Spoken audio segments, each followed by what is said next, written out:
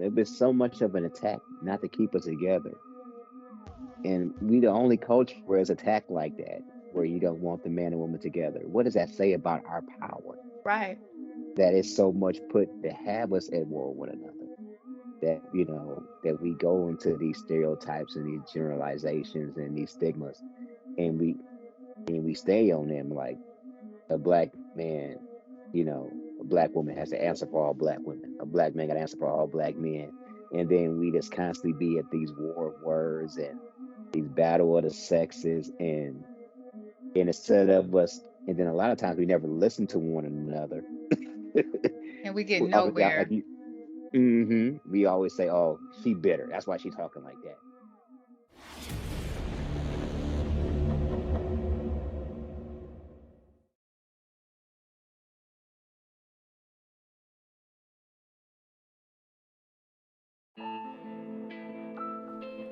Look, I just say what y'all want to say. I ain't got no problem with Lauren, but Lauren was nowhere around when Donald was broke. Kelly was with him. But now that he's regional president, conveniently, it just ain't working out no more. Plus, when have y'all ever seen Donald with a white girl? I'll tell you, never. Not until he went from broke to $80,000 a year. Now, if he had been dating white girls all along, I'd be overjoyed. But that's not the case. So I'm calling him out.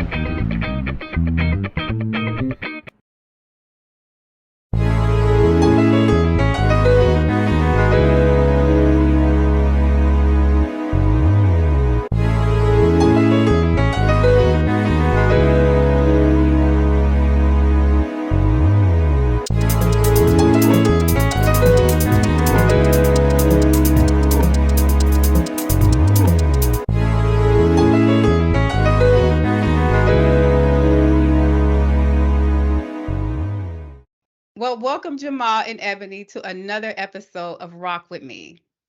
We are discussing chapter 14 today, A Woman's Worth. Subtopic, Trend Women and How They Kill Men.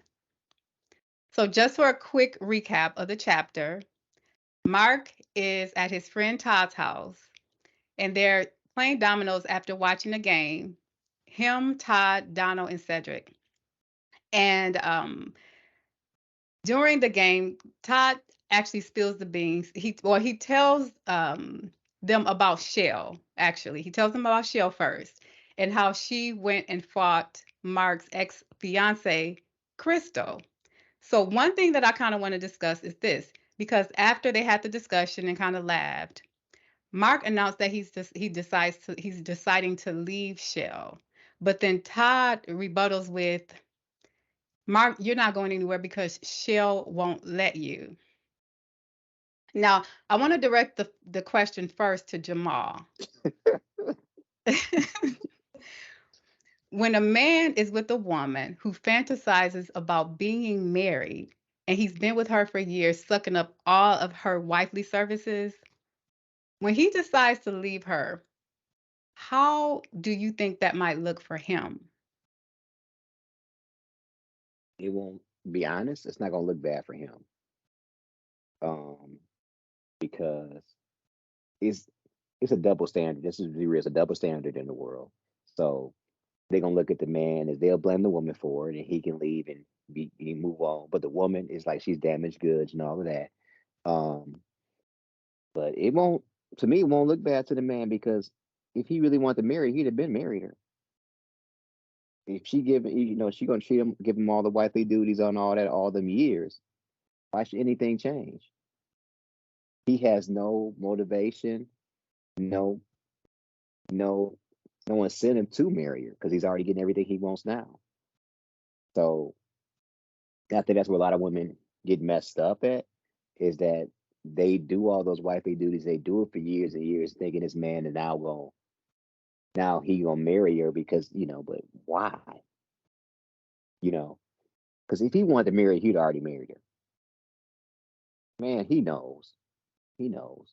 Yeah, I So agree. and he most time he just stayed with her because he's comfortable. Yeah, that part. And it's sad. I feel bad for the woman, and I know a lot of women that still girlfriend after years and years and years, a child, and it's not fair to them. It's really not fair to the children that come out of the relationship as well because they never see a real like husband and wife in a relationship. It's just boyfriend girlfriend. So that's all they're gonna look for.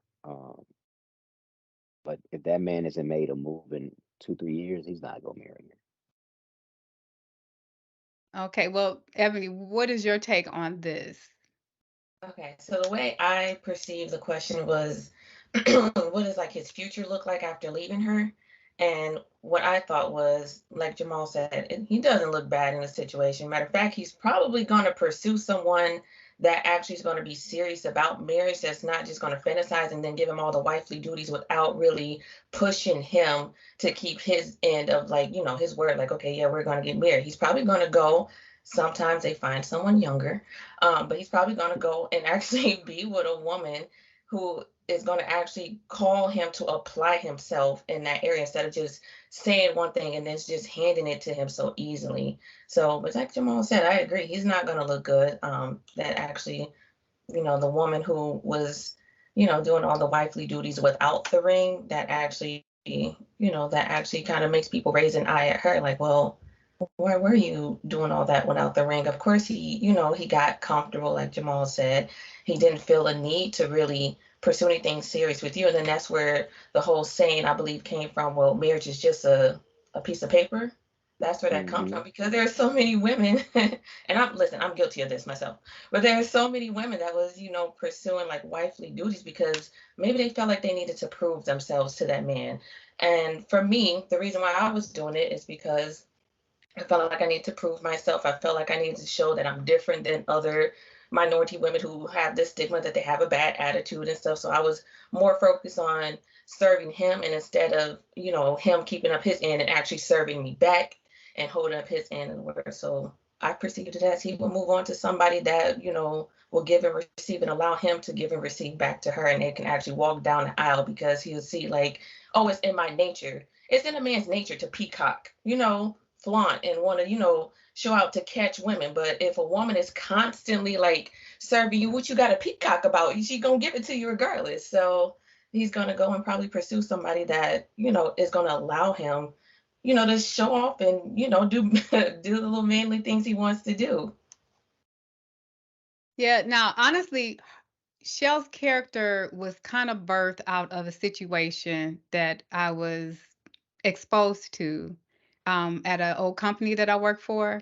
One of my coworkers, she had a relative who was kind of in a situation. It was a little worse than Shell's, where she was with a guy for 14 years and was engaged for 11. So he gave her a ring, but they never made a commitment. And because the guy was her cousin, he shared with them, her and her husband, that, once the kids get 18, I'm leaving. And so just hearing how she was with him, like she followed him around everywhere. She wouldn't go anywhere without him. So, like, even if she was invited to hang out with her friends, if he wasn't going, she wouldn't go. So she literally kind of gave up her life for him to follow after him. And probably she did that because she wanted to make sure he wasn't cheating on her. You know what I mean? Like so she didn't develop relationships with women because she would go anywhere without him. And she caught him, cheating on her, but she would take him back. Now you think 14 years, that's a long time. So when that was shared to me, like, my coworker was like, oh, she has no idea he's going to leave her. She's thinking that okay, one day we're going to finally get married. I don't know, because it don't take me long. I mean, 11 years, you engaged, I would have been out of there after, I think, 2 years. But I was thinking for him, because she invested her youth, her money, her time, her services, that it might not go well for him. Like that she might literally be like, you're not going anywhere, and may hurt him trying to leave her. I had a brother. I still have him.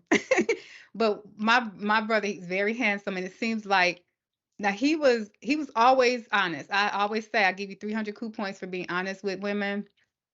Um, but he would have a bunch. He never wanted to settle down, and he would tell them, "I'm not settling down." But it's like the more he told them that, the more they pursued him because they saw how well he took care of his son. Um, and he always had his own business. So it was almost like the women were more attracted to him. And I just feel like we get played trying to, show off, oh, I can be a wife, whatever, like kind of like what you said, Ebony. And we just got to get better. Because like I said, I think it's not good for either of us because you just don't know. I told my brother, crazy don't know reason. So when people are willing to go with with the craziest stuff, you don't know how that's going to look when you're trying to cut it off. That's true. You know what I mean? Okay, so I still think he'd be fine you think He's gonna be fine. you think he's because gonna be fine all they do is make her look even worse. after 14 years? But anger. Yeah, but I mean, she'll still look worse if she want to act a fool and all of that. So it's still going to make her look even worse that this dude don't want you. You want to fight over him and all this. No matter how many years you put in, because he put in years too. He was still there, so he put some years and time into and money and effort. It may not be the maximum effort, of course, but he still put time and effort in, and she gonna look like the crazy ex or the crazy baby mama, whatever you want to call it. That's how she gonna look. And now if she has somebody that might have, had interest in her, that's gonna turn them off, and it's gonna turn people off from wanting to be who want to be around somebody that's full of drama. Not she Well, might lose a lot of friendships off of that. she almost did because she gave up, developing a relationship with Hmm. other women to follow him around. That's why I was saying it might not go well with him. It was always in my heart, like she might try to kill him if he tries to leave her. That was my thought. I mean, and think of Acrimony. You seen that movie, Yeah. right? Hmm. Yeah. How it wasn't the fact that like people was thinking, oh, well, she got the money. It's not that. Like with women, especially like with me, I love, like hard. Not that men don't, but Hmm. I love hard. Like I'm in and I'm committed. And so it was the fact that she dreamt with him and he promised her this. And her sacrifice wasn't really even based on the fact that he would have money. It was the fact that I'm doing this because I loved him, and she was expecting that same, I guess, energy back into her, where she felt like he gave up on her too quickly, and then all the things he sold her, which was why she sacrificed so much, he gave it to another woman. Yeah. But she left in that movie. She left. He didn't do any wrong. He was trying his hardest to put in a dream, but she listened to other people that was telling her this dude ain't no good and they ain't doing right. And he didn't do nothing, but because she listened to other people, that's what messed her up. And by the time she realized she listened to the wrong people, it was too late. Sometimes the good guy, it could be the woman too, where people listen to outside of your relationship, and it puts seeds in your head and it messes everything up. She got nobody to blame but herself in that movie. Well, but because I know how a woman is wired, and she really Hmm. did love him, her problem was she didn't put boundaries in that. So she gave Hmm. way too much. That's like that one scripture, I think is Matthew 6:21, where your treasure is, so will your heart be. Her treasure Hmm. was in that. Like it wasn't just about money. And so when you've invested so much, it was and then it's like when she did that because that was a lot. Like her house, so I can see where she could get to her it when with ends. I don't know if you've ever. I mean, some of us can't even handle trying to take care of somebody for a year, let alone 10 years. And then after I get to the end of this, I'm in debt. So what she went wrong was she shouldn't have never let him live off of her because when she did put him out, he had to get a job. So why couldn't he have done that 10 years ago? You get what I'm saying? People should be contributing because where your treasure Hmm. is, so your heart will be. One of the reasons why it's so easy for men to walk away from us is because we do way more than they do. So if I paid $1 for this, that ain't a big loss. But if I put in a million, I want a return. But see that I think that's kind of because men put a lot in too, but it's like you always I know y'all have seen the little memes and tags on Instagram and all that where they say if a man talks too much, he talks too much. If he don't talk enough, it's this. If he don't open up, he this. But if he do open up, he's soft. So it's like a man doesn't know what to do because if you do show yourself, you show your vulnerability, you open up, and then or you invest all in, is that you looked at differently. And then if you just be the a hole, it's like the a hole get away with everything. You know what I mean? So it's kind of hard that way because it can go both ways where a man can be all the way in and he get hurt, or the woman can be all the way in. I guess it's life, but it's a little harder with men because a lot of us don't know our emotions. We don't know how to handle emotions. We don't, we never seen that. So it's kind of hard to be something you never seen. It's kind of hard to be love when you never seen love, you know. So then it comes to relationships. Who our relationship role models are for that. And see, I think with y'all men is what happens, you come out the gate as little boys giving your heart. And once your heart gets broken, you go in this cave for years.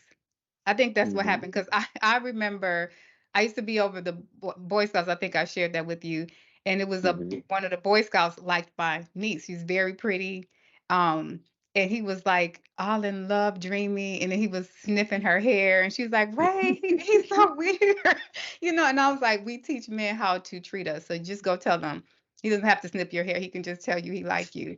So, so I think that's what happens. I think Satan gets y'all young and y'all don't have fathers telling you how to handle your heart. And and that little stuff, it's like trauma. That little boy is Hmm. still hurt by the second grade girl who had none, she didn't know nothing about no heart.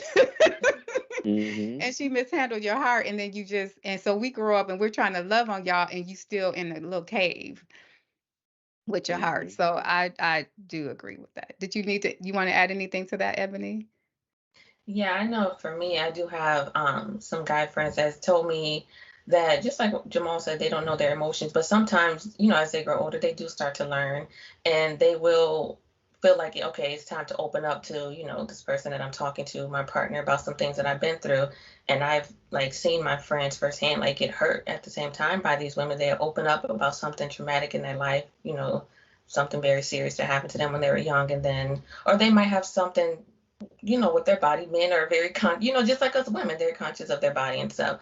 So they might open up about something of their body. They might be insecure about something of their body or something just in general, and they'll try to talk to that woman. And the first thing she does when they're getting an argument is, "That's why it looks like this, and that's why when you were a kid this happened to you," and then that also damages a man as well. But I do know, like, just when I'm having like guy friends, that them contributing to a relationship is them opening up and saying, okay, this is what I've been through, this is how I'm giving you my heart, I'm trusting you with this information that I haven't even shared with my own other male friends or siblings and stuff. So it's a lot.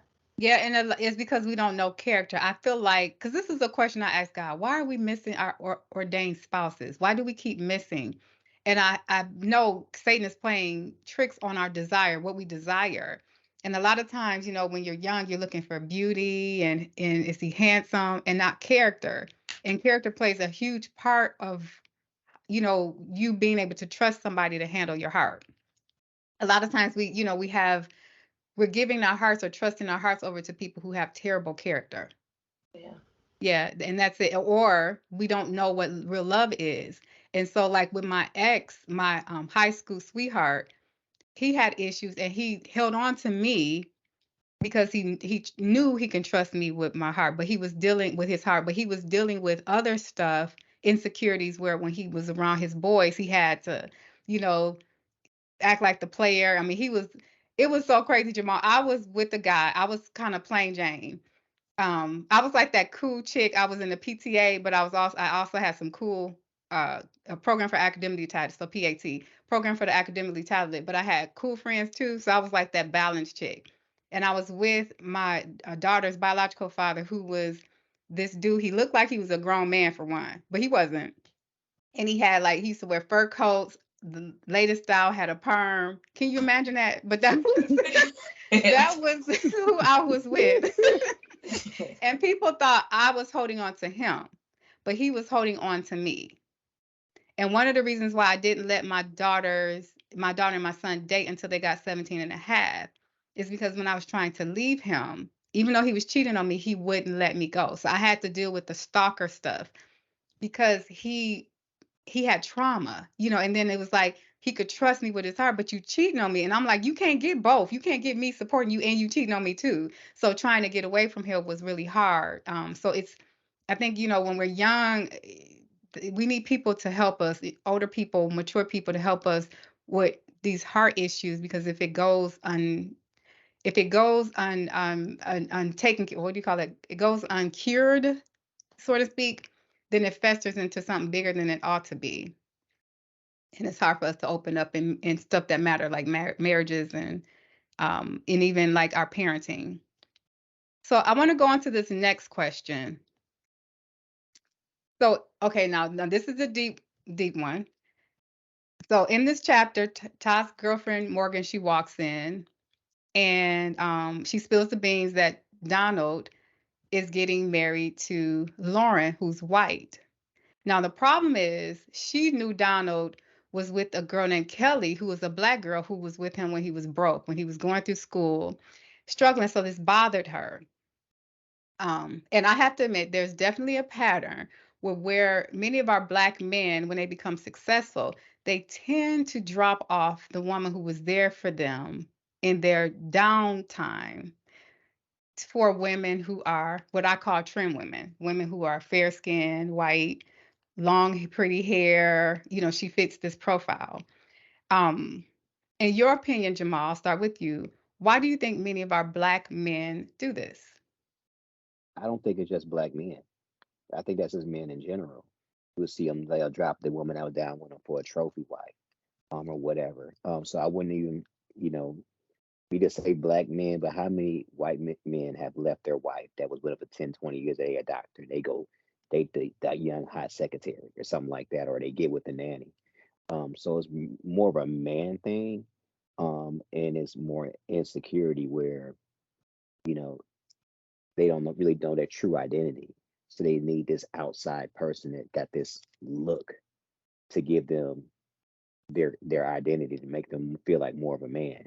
Where you should really want to be the person that had your back from the beginning.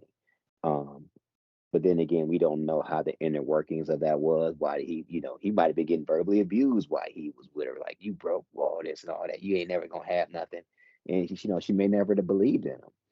But also, what happens a lot of times is when you do elevate, when you do rise, um, you start rolling in different circles. You start being around, you expose to different things, you different cultures and things like that. And sometimes a person hasn't elevated themselves with you.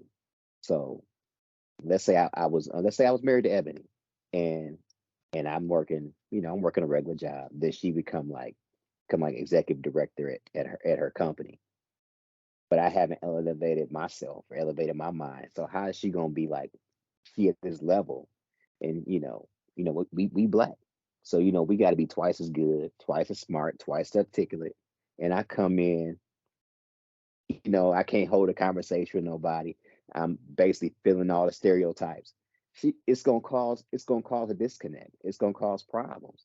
And she gonna be like, look, man, either you guys said I'm not bringing you because you gonna embarrass me, and then I gotta deal with these people at work. So a lot of times we have to elevate together, but a lot of people don't elevate together. Um, and that causes problems. But a lot of that comes back to the original question: is that man has some deep rooted issues where he needs to have a pretty, like a high school boy. He got to go have try to get the prettiest girl in school. The prettiest girl will make you more of a man or make you get more respect, and you should have that in yourself already. Oh, that was deep. Yeah, I agree. I agree with it all. What about you, Ebony? What's your perspective on that? Yeah, I agree with Jamal. And there's just a lot of layers to that. I feel like the reason why it's perceived differently, because like Jamal said, that's a man thing. We've seen it in the white community. They will trade their wives in for the silicone, field area woman. They will. Um, but it's perceived differently in the black community just because it's in our music for one. So you hear a lot of rappers, which I even myself I had to stop listening to a lot of this music because you'll hear a lot of rappers and a lot of like male artists. Oh, I got a foreign. Oh, she bad. She don't speak no English. So then even younger guys or guys that aren't celebrities and stuff, they perceive that as like Jamal said, that's a trophy. It's a goal to get someone from another country, from a different culture that speaks a different language. And then, sometimes they even make comments about the skin complexion, the BBL body, the hair texture. So it's perceived differently in our community because it's almost like people are saying, certain people in the community are saying that those women are better than Black women.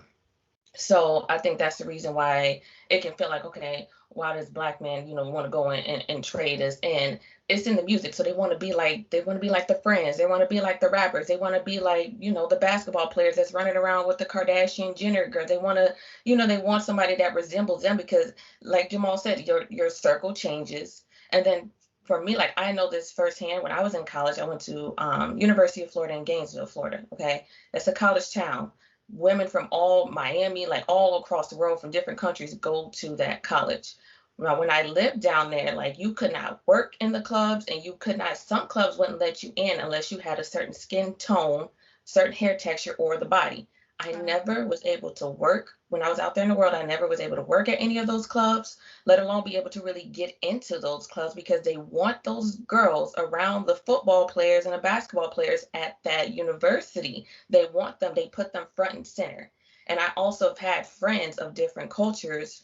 And we can even look at Kobe Bryant's wife, may he rest in peace. But his wife did an interview and she said her parents, when she was 14, put her in front of rappers, let Wow. her be in Snoop Dogg's video. So we have to take that in consideration too. Some of these women that are girls that are in these videos are actually minors, and their parents know Hmm. this is what's being advertised to Black men in the Black community. They're rapping and singing about our hair, our skin complexion, our language that we speak. So they raise their daughters up and put them right in front of Black men. So that's why it's perceived a little bit different because in the white community, for the most part, they will stay within their race. They may trade you in, for Barbie, but Barbie, Barbie just looked like younger Barbie. Right. She's a Hmm. younger blonde. So Oh, wow. Didn't think of that, for sure. And my perspective is they always wanted that type of woman, but they just felt like they didn't have the credentials to get her. Um, so and this perspective was kind of shared when I was in Austin, Texas at a book expo. We were discussing the movie Get Out, and this whole thing came up with, Black men and white women. And one girl said that she believes that one of the reasons why the white or the trend women come after, or white women come after our Black men when they become successful is because they always wanted our Black men, but because their parents wouldn't accept them just being average, they feel like, oh, well, if he has substance, then now my family will accept what I like. And so I was like, well, that's a different way of looking at it, but that could possibly be. that's But true. So I I see also like it could be, most time when when you elevate or rise up, in the world or whatever, a lot of times you're the only in the room. You're the only in an environment you wet. So what are you always exposed to all the time? So you have to make a conscious decision, say, I want me a Black woman or I want me a Black man. And you can't, so it makes it harder for you then to select. And then let's say you didn't have a woman you built everything with, or didn't have a man that you built these things with. So you coming in already with these things. So now you're gonna have, I'm a demand, I kind of want that similar thing from somebody else. And can they provide that for you? So that the higher you get up, it's like that selection is a little harder. But also, I don't think they always wanted a white girl, a lot of them. But if it's constantly shoved in your face and it's constantly put, especially with the athletes, it's constantly put at you when you go in the club, that's what they're going to throw at you. Um, and we know it's an attack against our Black women by the media. like Ebony said, it's been attacked against black women by the media for as long as we are, and it's even gotten worse now. So they downgrade the black woman and always elevate the white woman, where she's this pristine, virginal character, you know, and they make it. If you look at like the old '70s movies, like the Mac and Superfly and all them, they really made it when they got them a white girl. And these is black movies made by black people, and they made it when they got a white girl, and I was like, really, But so like you said, these things have been planted in our minds subliminally for so long. So yeah. Yeah, now this was a funny story. Now about my dad. Um, so my dad had a radio show, Mellow Moods or Moments in Love. Mm-hmm. So he was, he got around. He actually did good considering, because when I closed his estate, I was finding stuff and I'm like, oh, he actually could have been worse. But it was a time where he decided to date a white woman. He told me, I'm tired of black women. I'm gonna date me a white woman. I said, Daddy, I felt it in my shondo. Daddy, don't do it.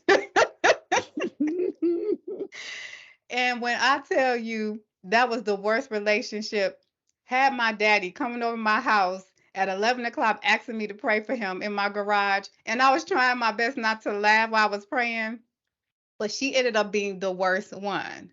She ended up being the worst. He tried to just walk away from her after sucking up all her services. She was up at his job. Like she was.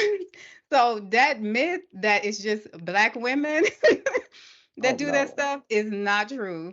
But he was like him going, and I knew it when he said it, like, this is not a good idea, Dad. I don't think you should just go.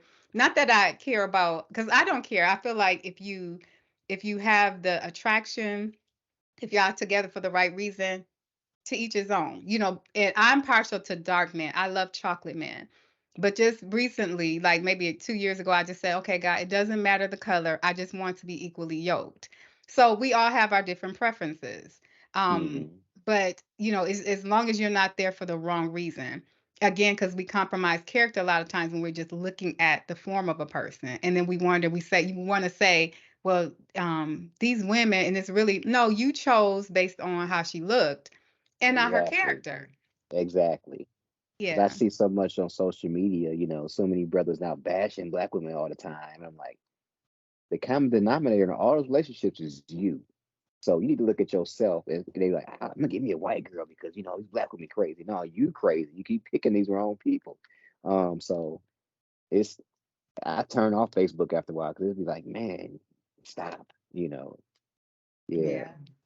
I think too, a lot of the black community or black men kind of make it seem like non-black women put up with more stuff. Like you can be abusive, you can treat them any kind of way, you can cheat on them, and they just won't say anything, defend themselves, or bring any drama.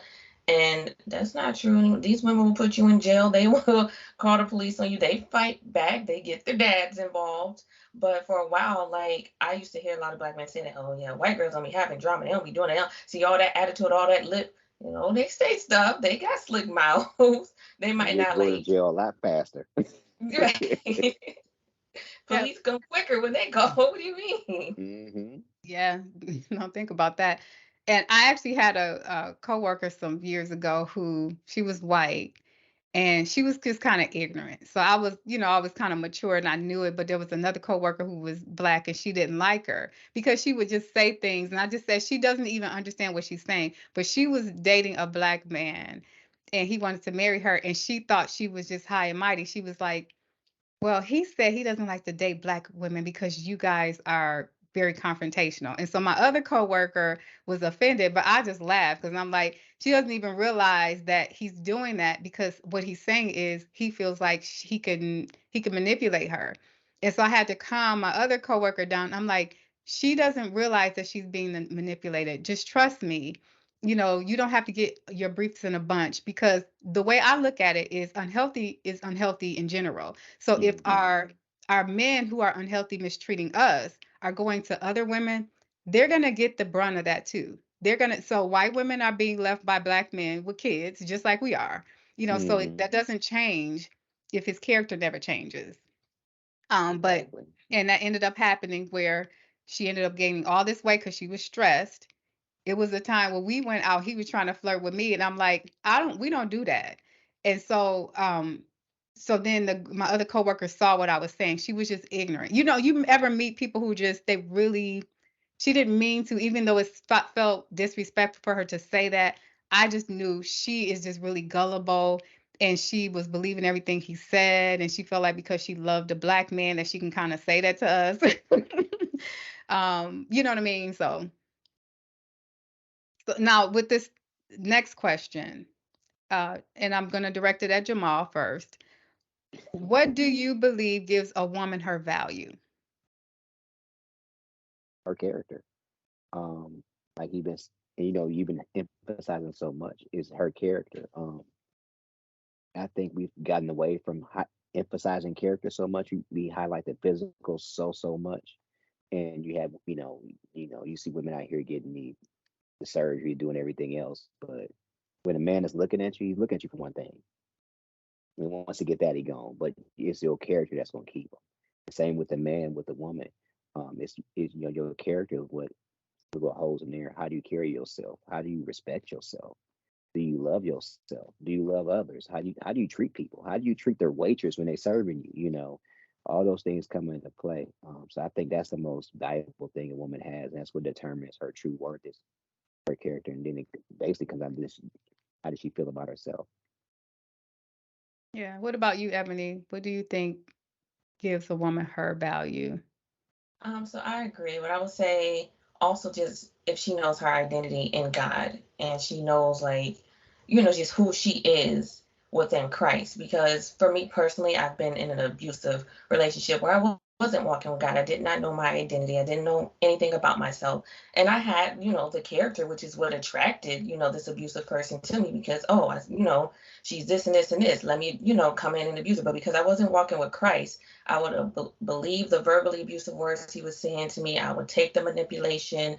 I would sit there and allow the control because I didn't know who I myself was, even outside of like that relationship. So I think it's important for a woman to find her value in God, find her identity in God. And of course, her character, of course, is going to play into her value as well. Awesome. Now, I want to go to the word for this one because I agree. When she finds, we don't really know our true value until we know God, and He has to constantly remind us because of life and people and words. But the word tells us in Proverbs 9 and 10, the fear of the Lord is the beginning of wisdom. And then for a woman, charm is deceitful and beauty is fleeting, but a woman who fears the Lord is to be praised. And so a lot of times, people may not value you, but you have to know your value. And I think what makes a woman gives her value is how she sees herself. Because if you don't, because like I said, you have to understand we're in a world, there's a lot of different selections and people want everybody to like them. That's not true. And so if you're that kind of person, your value is going to go up and down. So you have to be secure in knowing I'm valuable no matter where I am, what happened to me. And that does mean you need a relationship with God so He can constantly remind you of that. Um, and I also want to share this too, carefully. um, that one of the reasons why it's beneficial for men to look for valuable women and I know it's hard to turn off from what the media is shoving at us, um, is because I've seen it from being 49 years old. I've seen a lot. And I know a man who was very disappointed because he obviously married this woman because she was out back in the day, and she ended up plotted out the other way, and he felt like he was stuck with her. And I remember sitting with him one day and he was just so bummed out because he was a loyal person, but he married a woman she was nasty in her spirit, but it was okay when she had the body. And then when she's still the same character, but her body changed, and he felt like he was stuck because he didn't have anything. And I mean, some of the stuff she would say to him about him, it was very demeaning, but he took it back in the day because she was 36, 24, 38. So just being mindful as men that it is more valuable. And I know, it's you get so much thrown at you, but it is valuable to really choose a woman based on her character and not her body, because that stuff really does change. It really does. Yeah, but he has to also that's an identity issue within him as well. Because if he's willing to take that from a woman just because she looked good, that means he don't truly love himself enough and value himself enough to be able to take that. Um, and if he doesn't base getting with her, I can see. I'm just gonna say, like, as a worldly man here for a second, I can see if you just want to sleep with her or whatever. That's one thing, or you just look at the physical thing. But when you start going deeper than that, you say, "I want to marry you," just because of your looks. Um, there's something wrong with him, and he has to take that time to really deal with that identity issues, finding his own value, because his value should be based on how good she looks. So if he just want to marry her because she a nasty person, I mean, can you imagine how embarrassing she would be for him if he when he take her places, how she might talk to him, how she might treat him, or even if she treated him like that, how she treating other people. Yeah, So because that was the if he is case. accept, yeah, if he accepted that because she looked good, that means he needs to really take a step back, Yeah, and do the inner work, you know. yeah, absolutely. Okay, so now this next one. Why do you think women support men who don't support them back? And let's do Ebony. Okay. So, okay, so I think women support men that does support them back, specifically Black women, because there is deep down there is a desire for us to go back to being the most desirable women, even within our own community by our own men. So you'll do it's almost like women nowadays will do anything for Black men to no longer associate them with, the attitude, you know, you know, um, just like being argumentative, being combative and stuff like that, because we're constantly being compared to all of these other women. And it's a known fact that there's more women in this world than men. So a lot of Black women are kind of hesitant to date outside their race. So they feel like they got to, change their bodies, change a lot of things about them, basically advertise and pander to men who make it clear that they might not be interested in them just because they themselves are not open to dating outside their race. But I think that that's really what it is. I think a lot of it's like, for me personally, I grew up with a mom who always talked bad about my father. Mind you, my father passed when I was 6. So not only did she talk bad about him, she talks bad, even to this day, she talks bad about all men. All men are dogs, all men this. And for me personally, I knew I did not want that mindset. But when I was out there in the world dating, I felt like I had to do everything to show men that I wasn't like my mama and her mindset and stuff, because that can be embarrassing. You bring somebody home to meet your moms, and she making all these comments, oh, you better watch your back. They talk to everybody. You ain't the only one they talking to, and all this other stuff. That can be embarrassing. And so you feel like you have something to prove to that guy, like, I'm not carrying the Black woman, bitterness, I promise. But there's layers to that. You have to ask yourself, why is there bitterness? Why is there, some women have survival remorse? There's a lot that our community has been through, going all the way back to slavery and stuff, that they will go outside and they will see their sons and husbands and brothers and stuff hanging on a tree. So I don't think it's necessarily that they were bitter from the beginning. Is they weren't able to express themselves and their emotions. We couldn't even freely praise God back then. So could you imagine being raped? You go outside and you see your daddy on a tree or something, and you got to hold all that stuff in there. Survivor's remorse.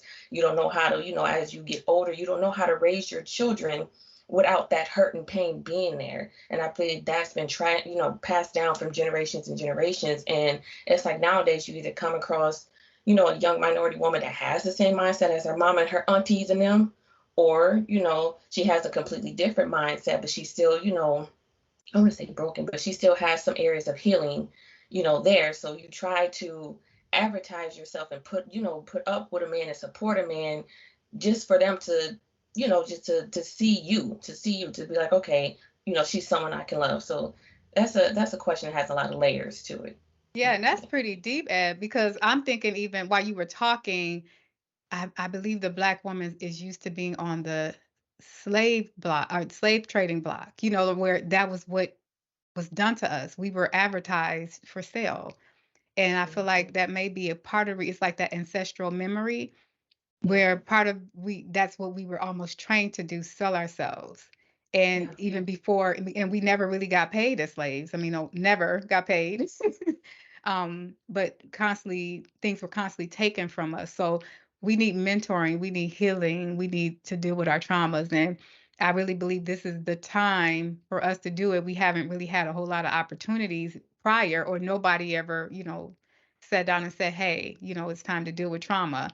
But I think it's time for us. But I believe that's that ancestral memory part of that, whereas we were actually trained to do that. Yeah. Wow, pretty deep. So I would say we need to bring mentoring back big time.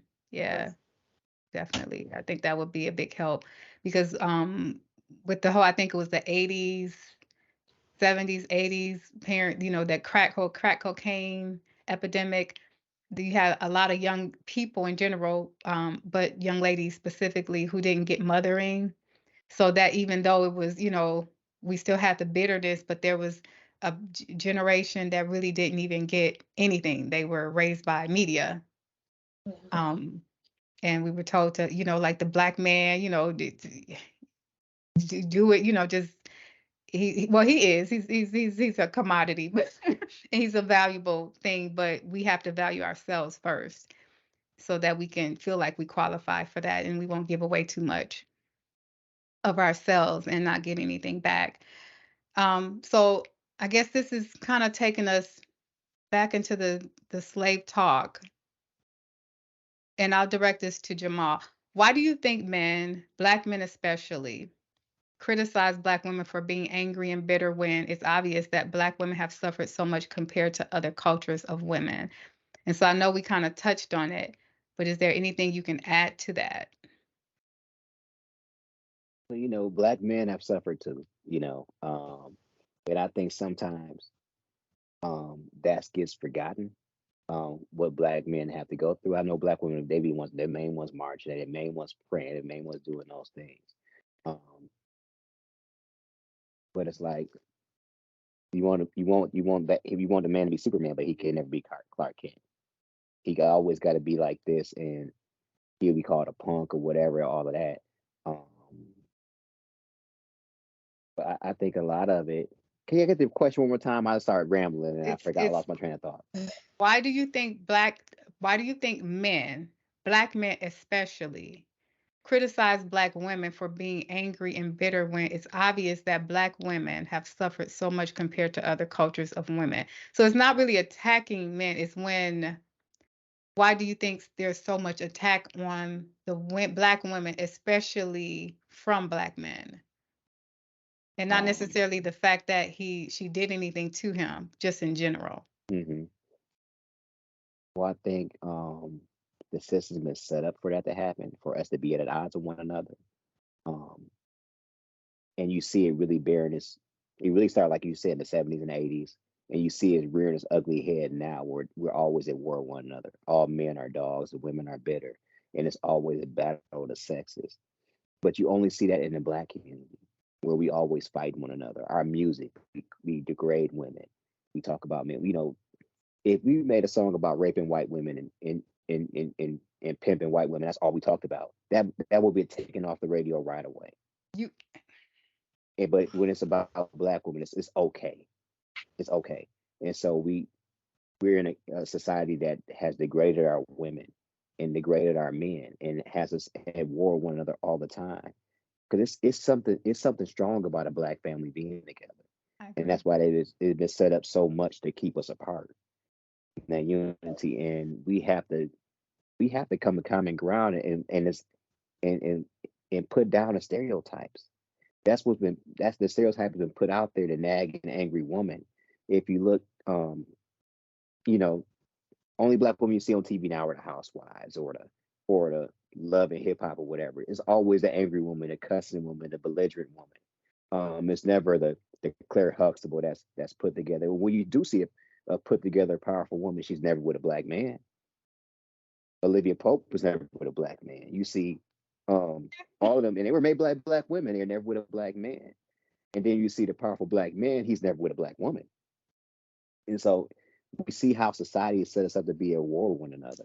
So we just have to put down our dukes, put down our weapons, and come on one accord because we have shared trauma. Like you said, that slavery, where black women were raped, black men were looked at as sexual objects, and as savages. And still to this day, we look at for either going to do sex or you're going to be doing sports. That's how they look at us, and we are both of us, black men and black women, are fetishized. I think that's the word, by other races just for the physical part of it, you know, and it's messed up that we're looked at that way. And instead of us coming together and fighting together, we fighting one another, Yeah. and then it's passed down the generation to generation. Because I it bothers me, Yeah, it bothers me because too. when you talk about black women, that's you got a black mama, you got a black auntie, you got a black grandma.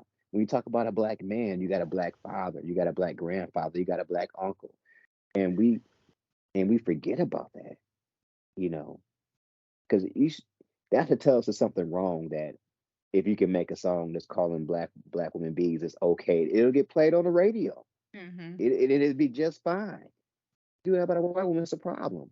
I remember when Queen Latifah made that song UNITY, and it's like she said, "You call me B, I'm gonna punch you in the eye." And now we have our own women calling each other bees. Yeah. You know, it's because when you say, we some women fall into that stereotype and they portray it and they allow it to happen, but then you have men, and I'm gonna be honest, a lot of these is bitter men. There's a Yeah. lot of bitter men out here, and social media has given them a voice. That's just because they've been rejected. So I'm just gonna diss all black women, bash all black women because I've been rejected by a black woman. Instead of me saying, okay, she don't want me, let me move on to the next one. And I seen that so much like in the last 2 or 3 years, where I remember at one point in time I just turned off social media because I was like, man, I'm tired of this. Yeah. Dude, move on, grow up here, So and I think it's been really bad lately. People are saying bitter, bitter. It's a bitter woman. But if this woman's bitter, what did you do to cause her to be bitter? Yeah, and So to I be don't think. truthfully honest, that narrative was trying to get spent with me, and I'm not. Like, I'm usually bubbly, goofy, corny, and so I was started working at this company in Minnesota, and they were prejudiced, and they were trying to spin this narrative that was me, and I was like, oh, I see where y'all going with this, but no, because I don't play. I'm like, HR, we need to get involved. But yeah, They tried to spin Michelle Obama that way. You look at how the media was trying to make her look bitter and angry, like, what? So they want to play on that, and then we fall right into that trap of doing yeah, that. And then we want to say we love our daughters. it yes, but it don't make sense. no, So it's like it needs to be accountability on both sides. But I think it starts with the man, because we say we the head, we the king, we the lead. That means we have to take the lead. And but a lot of times we think because we so called the king and the lead that we supposed to be catered to. But in the kingdom, the higher you are, the more you serve. You know, and you looking like what's that, Ephesians the 5th chapter? A man is commanded to love his wife. That's not a commandment to the wife. It's just the honor, submit to your husband and honor and respect him, but it's never commanded to love. A man is to love his wife as Christ loved the church, and he gave his life for the church. You look at what he's done for us, and that's how a man's supposed to love his wife. And that's how, and we don't see that. We don't see that man, laying down, sacrificing for a woman. And it's never glorified. That man is what they'll call a simp now. He's a sucker, you know. But that's what the way Christ designed it, because the marriage is supposed to be representation of Christ in the church. And that's the husband and wife. But we've gotten so far past that because we just want to bash women and put them down. I'm this and I'm that because I'm a man. And that's yeah. anytime you got to act like that, then you have no confidence in yourself and no identity in yourself. Yeah. Yeah. We got a lot of work to do, but I really believe like um I've said this a couple times, but the fairy tales of media has really set our minds up to be divided. Hmm. Oh, sorry. To be divided. And we're in this fairy tale and the man is in this game mindset. And so we can never come on one accord. And our power is in our togetherness. Hmm. So once we stop playing into the enemy's traps, then we can get somewhere. And I honestly believe that Satan always attacks what God uses. And for centuries, Black women have been used to take care of even white children, help them raise their family. We've had to kind of take the brunt of taking care of our children while you men were sold, and actually our Black men were actually used as breeders. I don't know if Mm-hmm. you're familiar with that. Slavery, they would take the Mm-hmm. man and they would just use him as breeders. And so that's probably why a lot of men can just have babies and just go from one woman to the next, because it's that ancestral memory. So we have a lot of the Jim Crow ways that, we have to, in the old slavery mentality, we have to break, or the Holy Spirit has to break off of us. But yeah, but I believe that the Black woman attack is mainly because I honestly believe every culture has a calling, a specific gift rather. And I believe that one of the reasons why Black people have gotten attacked so much is because we're naturally praisers. And although all people are made to be praisers, it comes naturally for a lot of the Black community. You think of Africa and how, we got down. And so I believe that Satan has attacked the Black family, or the Black race, because it's almost a reflection of his replacement. He was over the praise, and so we do it naturally, and he comes for us. So, Ebony, with you, what is your take on this? Why do you think men, Black men especially, criticize Black women for being angry and bitter when it's obvious that Black women have suffered so much compared to other cultures? Yes, I Ebony. agree with everything you guys said, and I think it's important to look at the household that Black man came from, because we got to remember he was a child at some point too, where he was being influenced by his mom, if his dad was there, and anybody else that was a part of his life. So let's just say, for example, his parents didn't stay together. Let's say dad didn't take mom expecting and raising a child seriously. He got to run off and to do whatever. Well, mom probably has no other choice but to pursue like child support, because she needs the financial help.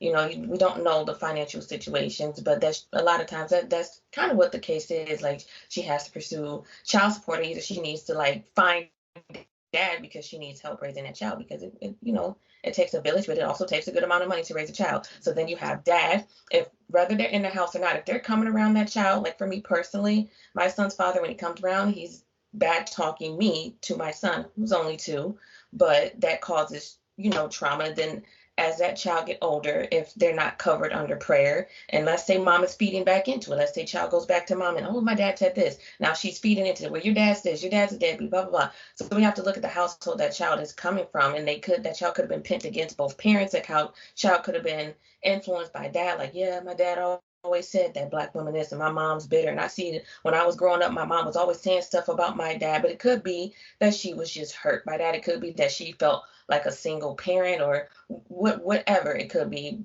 So I believe that child then grows up to be a young man, and a man that then kind of assumes, like, just from the household they were in, or the community that they were around, or like just the neighborhood. You might just have a neighborhood, because that's, especially in like Chicago, you have like certain neighborhoods where it's just single Black mothers raising their kids, and they probably talk bad about their child's father to the child. So now that young man grows up like, all these Black women better, all they do is put Black men down. So we have to look at the household that it comes from, the child came from. And I also want to share this too. So just, might have been about a month ago now.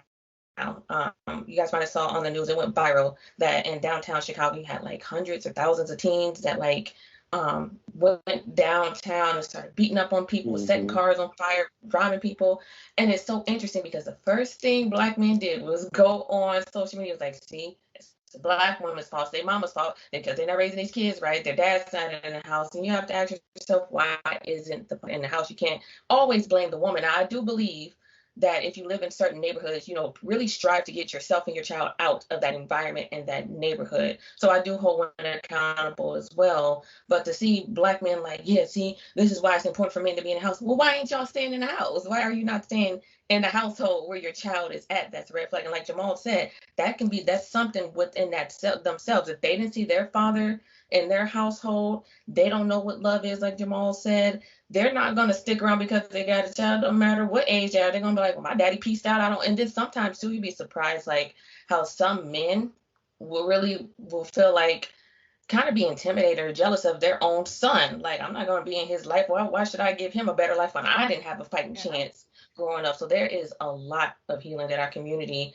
has to get through. And like you guys both said, we have to come together. We have to stop playing into the devil's, agenda for our community. Like the calling each other names and vulgar and abuse is like needs to stop, and it needs to stop, in our household. Like, we have to show our children, like, okay, mind you, we can't control each other. So like for me, my son's father wants to say things to my son about me. I'm not going to feed. I refuse to feed back into that. Instead, I kill it with prayer, and I pray with my child, and I speak life into him. So that way, when he's growing up, it's going to be his choice as he gets older. Okay, do I still want to be around? But there are some women who do, negatively influence their child because they are speaking all this negative stuff about the father and about the dad. And there are some really good dads who just maybe they couldn't, maybe just because of abuse or verbal abuse or who knows, they just couldn't be in the same household as a woman, and they are trying to raise that child. But it starts in the household. Like, as parents, we cannot keep passing that trauma down. We can't be fighting with each other. The Bible says we need to be watchmen on the wall.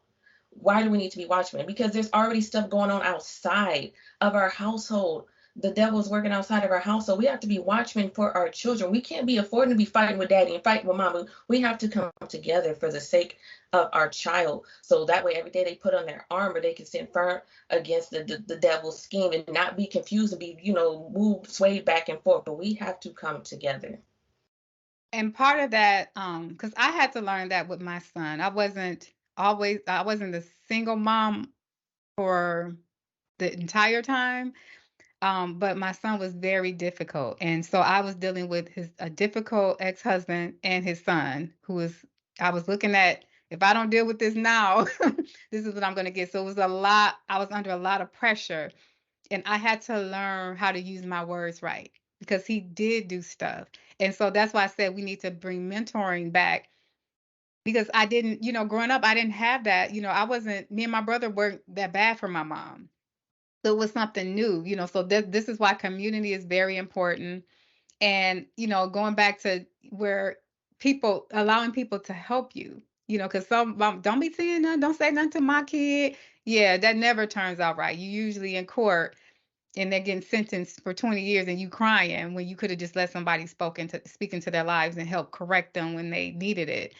So us just learning how to raise our kids, because it's difficult. And I had to learn how to speak into him correctly instead of saying, oh my God, you're so bad.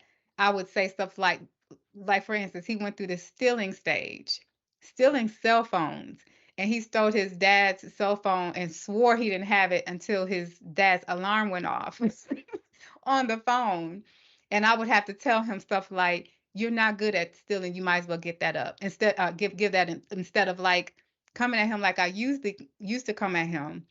Like, you're so bad, you want to go to jail, you do all of that stuff. So there is a wisdom in doing that, but you have to learn it. Yeah. And it's a kid, because when you're in the midst of raising kids, it's on like Donkey Kong. And because you got to work, you got to keep all of this stuff. A lot of us can't just sit down and raise our kids. We have other stuff we're juggling, especially when we're single moms. Yeah. So now this last question. What do you think happens to men who never decides to be faithful and good fathers? Jamal. Karma. Karma. Um, and then that's because there's still a little boy inside that they haven't dealt with or haven't healed. But if they never decide to be a good father, or you know, or they won't ever be faithful, they be that old man in a corner with the cornrows that's 50 years old. You know, they they become a joke, really. After a while, they just become a joke. Um, and a man, a man thrives on respect. That's what drives a man. He doesn't care if you love him, you respect him. That's what we want. We made in the image of God. We love praise. Um, and they become, when you become a joke, you know, that's worse than, that's a punishment you can't get past. And then also time, because after a while you will have regrets, even if you may never say it. You will have those regrets because you can't never get back time. You're gonna think about that child, and especially that child becomes something, you know, um, and you had nothing to do with it, and but there's a joke. Yeah, what about you, Ebony? What do you think happens to men who never decide to be faithful or good fathers?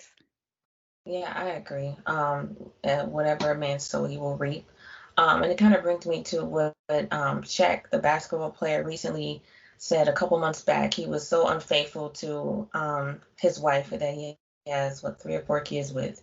And he said now that he's older and he's retired, he's like, I didn't get to see my kids grow up. They didn't, stay in the house with me. I didn't get to hear them running throughout the house. So now he's this older guy that's sitting here talking about, oh, I'm gonna pursue a younger woman and try to start over a whole new family. So sometimes they try to do that. But I think if they just never really, decide to be faithful or, be a part of their kids' life, they die alone and they die with, you know, bitterness in their heart. Yeah, and you're right. Actually, somebody who kind of worked with older people said we don't talk about this a lot because men don't usually talk about deep stuff like this. But usually those players who never took care of their kids and they never became faithful end up in convalescent homes or these old folks' homes dying by themselves with nobody around them to love them. And it's such a setup by the enemy to have men, because the word tells us a man who finds a wife finds a good thing, and that he should leave a legacy. And I think part of that legacy is the respect of his name, but then too a legacy of, what he left in what he deposited into his children. And so even though he's been bamboozled at the end of his years, he's also left a legacy of bitterness, possibly bitterness in all his children too, which would then may cause them to kind of repeat that same cycle. So I definitely, I know that it's in the hands of the church, men and women, that we have to start spinning this narrative, because I mean, I've been in ministry enough to know, I'm not even going to lie. I just really pray that the church that I'm at, we really deal with leadership, because when people get titles, I've seen some crazy stuff. And when I got into the Christ and especially leadership, I was serious about it. Like, we're going to make a change, but you need unity to do it. And you have so many men who start playing around because they got these titles and now they're getting attention they never got before. Just we lose sight of that a man finds a wife is a good thing, that a woman, and he obtains favor from God, so that women are actually favored, not men. Because there are a lot of men in the church have come across, well, I'm the prize. And it's like, no, a good wife is a prize, and she brings favor to you when you choose right. And it's not because a lot of our men in the church are choosing the same way the men in the world are choosing. Women who are trend women, and they bring no value. They come up, they're pretty. One of the things that bothers me now is to see first ladies who are just so into, not saying that fashion is bad, but you can tell when they're so overwhelmed with that, and then they treat people like crap. And it's like, no, we need so much spiritual help. We need real leaders who care about people, and real leaders who are really wanting to work this thing out and be separated from the world in a way where it's something different about us, not we look the same and we just here. It shouldn't be this big club and clique where we just show off how, oh, I can preach good, because if you don't got love, you don't got nothing. That's what the words say. And the reason why our world looks like it does, because we're supposed to be the answer. If his people who are called according to his name will humble themselves and pray and seek his face and turn from our wicked ways, then that's when he's going to step in, and the land can be healed. So that is should be our political stance. And we should be willing to give our lives up as a sacrifice to be the examples. And so it's going to have to start with us, and we have to start choosing people based on character, and then start really wanting God to value or desiring the things that God wants us to desire, the right stuff. But the man gonna be attracted to her looks first, because he ain't go. It's because she got good character. He got to approach her. She got to look good. Because No, men I'm are not visual saying creatures. raggedy. You No, know, I'm not saying but even then, raggedy. but men are visual creatures. So, you know, if she look good, that's how we're gonna approach her because we attracted to her by her looks first. But then we get to know her character. Um, but it's a lot of men, not just in church, but they get a title and they get full of themselves. But that's also because they have some insecurities within themselves where they are defined by a title. When that title, it doesn't matter what your title is, if you're not confident who you are, you're gonna be like that no matter what. So and you could be saved and still have those same issues. Um, so and that it's women like that too, where they only want the man when he get a title. And we see that a Yeah, lot in church. You got a lot of church groupies. I'm just gonna keep it, yeah, it, yeah. so but that's because men and women, we more attracted to a title than a person because we don't have that much love for ourselves. And it goes back to what Ebony said before about really knowing who we are in God and being confident in that identity. And then it doesn't matter. Um, because I mean, man, if you really read the Bible and see what God says about a husband and his wife, you'd be afraid to dog your wife out. You know what I mean? Yeah. If you really believe the Bible is real, you be that your prayers only gonna hit the ceiling and they never gonna get to God. Your prayers will be hindered if you just man, that right there is scary. So a lot of times we don't think the Bible's real. We play with it and then also we don't have that confidence in ourselves. And so in And I knowing who just we want to are. say that just for the last couple of decades, what's been emphasized, we haven't really, or my experience in the church is that character hasn't really been, I mean, we've touched on it, but the focus has been my ministry, my. It's been narcissistic. If you come up here, throw $100, spin around, bark like a dog, and poop 3 times, you're gonna have this and that. We haven't really focused on character and giving and serving like we should. And so now we have all of these immature people in church because we were focused on money lines and the wrong things. So that's what I'm trying to say. And so Mhm. because I think when you build your character, I know when I started working on my character, my desire for a man changed. Like I remember when I was in Texas, I was sitting in the jacuzzi, and this guy, he had muscles, everything. Where I said, I think he had muscles in his ears, but he was fine. And I was like talking to him. I was like, oh my God, there was nothing there. Like I wasn't interested. I'm like interested in the inner man, like the connection and his character. How do you love on people and not just people you like? How do you treat people who can't give you anything? Because that to me, that's what matters. When you give to usually children, when people like love children or can give to children, it says a lot because an adult, you may expect to get something back from them, but the children and animals can't give you anything back. So people who love on things that can't give back to them, to me, that shows the level of their integrity or their character rather. Um, and I want us to stop being bad because we are, it's like we think we're getting away with it, but we are. And it's like, I mean, we aren't rather. And it's like, we're constantly still saying this isn't my problem. We like to talk about people who are doing stuff like, oh, look at them. Like when you were talking about the riot in Chicago. Actually, there was a guy who I wasn't entertaining him. I was actually volunteering. He started liking on me. And so he had 5 kids by 5 different women. This is what he said. Now we got into a deep conversation like this, and he said, "Well, if women would just keep their legs closed, then they wouldn't find themselves in the situation they find themselves in." I said, "Didn't you have 5 babies by 5 different women?" And he said, "Well, if they would have kept their legs closed," and I was like, "Get off my phone. Get off my phone."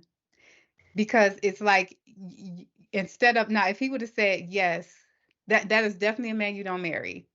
If he would have said, yes, I take responsibility, I should have been there, I didn't know, that, but to blame the woman solely, that's not a leader. Absolutely not. And this is what we have to start owning up to our part. And it could just be we didn't know any better, and that's fine. But if you don't admit it, you can't move on. And honestly, I feel like the attack really is on our men, keeping y'all distracted so that it's almost like that you've heard of the story, it's like a fairy tale, Rumpelstiltskin. Hmm. Yeah, I feel like, a lot of our men are falling to they're falling for the Rumpelstiltskin agreement, where he will sell you like, oh yeah, you can do whatever you want to do. You can have this, and you'll have a life, and then he'll make in the fine print, there's something big there. So for instance, you can sell dope, in the street, and for 5 years you living good, but then you got to do 20. That's like a Rumpelstiltskin agreement, because you give up more than what you got, and so the time of joy didn't really pan out to the time you have to suffer for that. That's good. And I get I just think men get a bad shake. I think men get a bad rap. Um, because it's easy to talk about what the shortcomings of black men and what going on, but it's hard being a black man in America. You know, where every time you go somewhere, you looked at as I might rob this place or I'm already a criminal. Um, and it's a lot of stuff that we have to deal with. And as a man, especially as a black man, you've been taught not to cry, not to open up, not to share. Only two emotions you can show is anger, and you can be happy if your team won. Anything more than that is like you don't do that. So it's a lot that men have to do, and then if you do show emotions, even your inner voice gonna call you a punk. So you don't have, and then, you can't cry in front of your woman because she gonna tell you you're a punk, or she gonna tell somebody else. That's what our inner voice will tell us is gonna happen.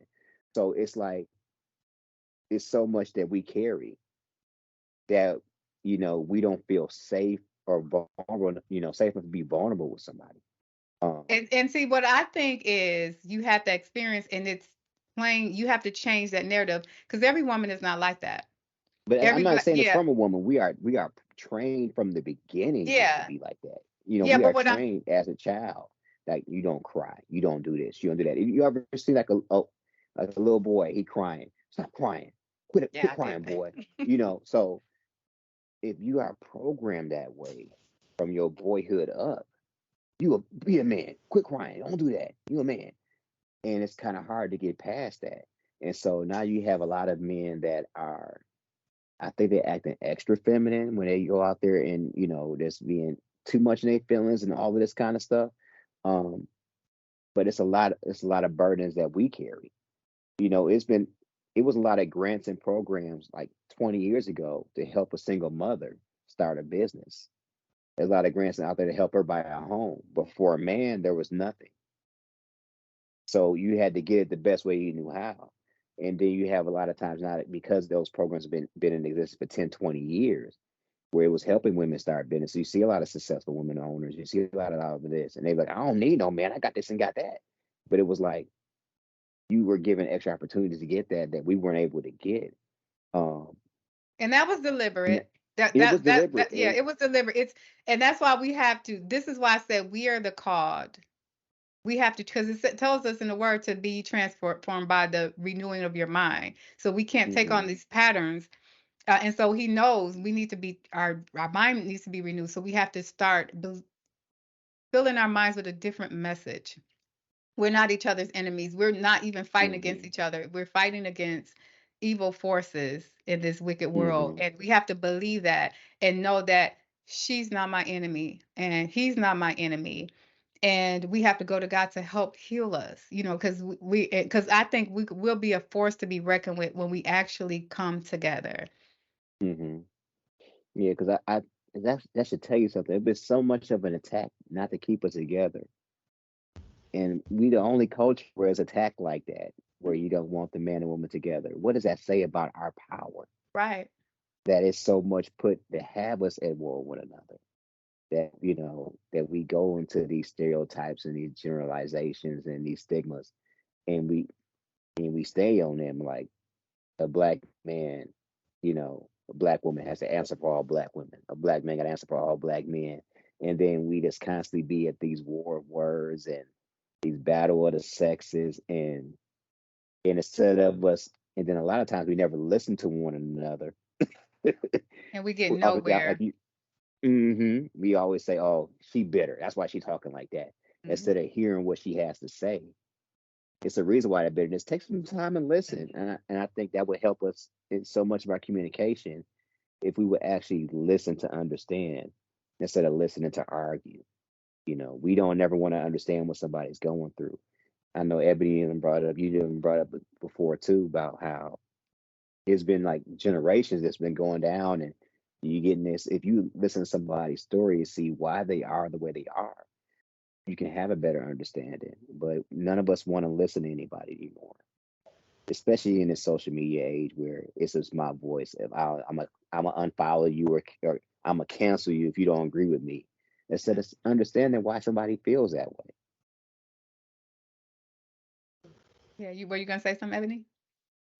Yeah, I agree with you guys. And like you said, Sheree, like it's important for there to be a time of mentoring.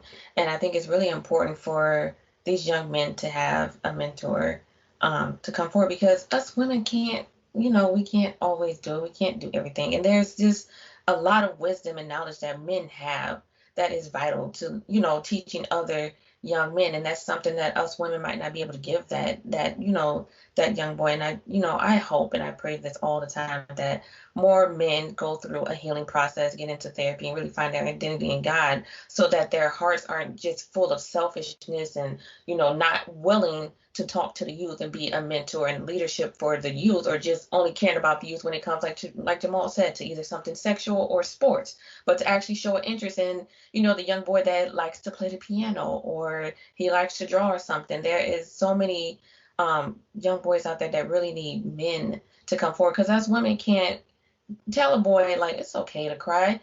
No, they're gonna be like, you a woman, y'all already emotional. Of course you're gonna tell me that. And then, this young generation, they have the older guys. I think Drake is older. Yeah, he's older. They have Drake. They have somebody like Drake that's walking around with a necklace of all the engagement rings he's given women. And like Jamal said, you have some guys nowadays that are super feminine. You're getting that from these rappers like Drake. This is so unnecessary. So they need like a strong male figure that's going out in their communities, coming to the schools, starting Facebook groups, or I don't know, what do these kids do? TikTok, whatever. I don't know what these kids do, but but they need someone. They really do. These young boys, they need men because some of us women, we are trying, but a boy wants to be able to, relate to a man. I'm potty training my son right now, and even I myself, like I know the difference. I'm like, well, mommy goes this way, but you're a boy, and you're eventually going to start to have to go this way. So even in the back of my mind, I'm like, my baby probably is going to want, he's going to want to see or be shown by men. But that's something minuscule. But young boys have that desire deep down in their heart. I don't care what culture you come from, what neighborhood, what city, state, whatever, what household you come from. You have that desire to have a male presence in your life, whether it's your own daddy, uncle, grandfather. You have that desire to have a male presence because they're strong, they're dominant, they bring a sense of security and safety. While as women, we bring nurturing and comfort and stuff. So it's natural for children to want a male figure in their life, but it's important for mentors to really go out there and get help, just not for your sake or your children's sake, but we're called to serve one another. Go and get help to serve, someone else in your community. This is where after we go through healing and we get over our traumas, now it's going to be time to, okay, how can I give back now? Because we can't stay in that area. We can't stay talking about it. We can't. We can share it, but we have to move past all the stuff that we went through. Like you guys keep saying, past the fighting with each other, past the just talking, just to argue again and say, okay, now how can we give back? And that's one thing our community, I would love to see us get better because you'll see rappers go around and they'll throw money at some kids that's selling some water and stuff, but do you see them ever sitting down with those boys or those kids saying, hey, I know this is how it may look like, but no, they might encourage them to sell drugs, but you don't ever see them sitting down and say, hey, this is how I got through the trauma, this is how I got over not having my father in my life, this is how I got over my mother dying at a young age. So you don't hear nothing positive. Either steal, kill, sell drugs, go to jail. It's bad. And unfortunately, you can't. The world is doing what they're supposed to be doing. We need to do what we're supposed to do in the church. We keep wanting them. Beyonce, she worshiping the devil. She's not a she's not a believer. She's That's supposed to be true. doing that kind of stuff, like, so we got so much work to do in the house of God. We ain't got no business trying to fix them up. Yeah. And I have to say, like, I ended up being over the Boy Scouts for almost a year and a half, like kind of like by myself. I was having guys involved, but I just took my son to join because I knew he needed some mentoring. And it was a great idea until the guys found out, wait, I got to learn and then I got to teach them. I don't know if they thought it was just going to be a field trip, but I hate making promises to kids and not because we sold them Boy Scouts. And then when it actually took off, the men bailed out and I couldn't walk away. We had 12 boys who were showing up because we told them we were going to give them Boy Scouts. And I had to connect with other troops. And this was in the church. So the Boy Scout organization was set up in the church. And I had men coming to me, pat me on the back. You're doing a good job with these boys. Not realizing I'm saying, don't touch me. Because you pat me on the back when you should be trying to help me. And we put a clarion call. I had, it was a guy, he was coming, but then his business took precedence. And so it really bothered me because I'm like, some of them were kind of, thuggish. They were on the fence and they were still showing up because I prayed. I'm like, Holy Ghost, help me. I don't want to lose our boys. We talk about our kids, but we're not willing to be present. And so I was able to kind of carry it, but it was heavy. I was doing a job of 6 people. And so some of the parents were calling me fearless, but it was the Holy Spirit helping me. And so I had to be strategic. I wanted to, especially after seeing what a lot of these white troops were exposed to, I wanted my boys to have this same experience. And so when it dissolved, the church never gave me any accolades except I was in the men's ministry. So the pastor over the men's ministry at the time, he made sure that he told me that, like, thank you for all that you did. But I was like totally ignored. And we had a lot of men with collars. I was surprised we had over 200 ministers in the whole place. I wasn't no minister, I was a coordinator. And so I shouldn't even been over the ministry. But it was like the bishop, he didn't allocate those people who were in his MIT class. I just felt like you got all these bodies when we have procession, those people are walking down with collars. I was amazed. Like, we really got all these people. Why am I the only one over here? And I had to really yell at church, like, is anybody in church management bothered that a woman is over the Boy Scouts? So I have a different, it wasn't even just the men. I just felt like the leader didn't allocate his resources well, and we potentially lost some boys. You get what I'm trying to say? Because they were coming for almost 2 years with me. It's the church. We could have reached them. We were the only black troop in Milwaukee. And what I got was, I got accolades from the Boy Scouts of America Association. When I did dissolve, because I needed people to, be there, it dissolved. So they actually had a dinner and they presented me with the Youth Service Award for Exceptional Youth Service. And people I didn't even know was giving testimony about me. Yet the church that I was at, so it's like we have to care about our communities. We can't expect other people to care. And the church has to. If anybody does not, the church has to. You know what I mean? So I just feel like we have our priorities wrong. A lot of the men, well, I'm on a bowling league. It was like all these excuses. And I even had a guy say, well, I gotta work. I'm thinking, what do you think I gotta do? I gotta work too. Like, I'm a woman, whole woman, and it would actually be helpful. We can switch, like, we get so selfish. It's like you're doing all the work and I'm bailing out 100%. It's like, at least help me where you can. So I just really believe like our community's healing is a collective effort. A lot of people want the benefits of family and community, but they don't realize you play a part in that too.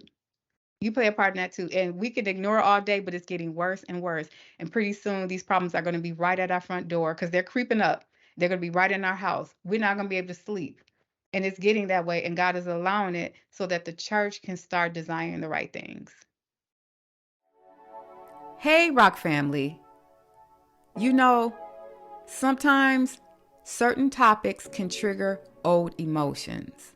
So if at any point during this head trauma discussion season, you feel you need to talk to someone, please do.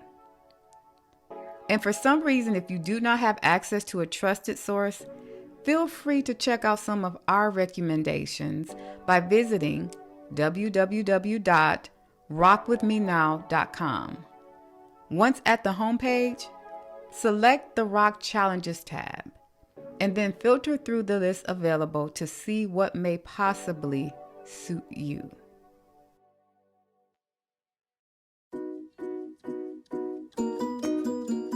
Hope you enjoyed today's show. And remember to like, share, and subscribe. Oh, and leave a comment. We'd love to hear from you.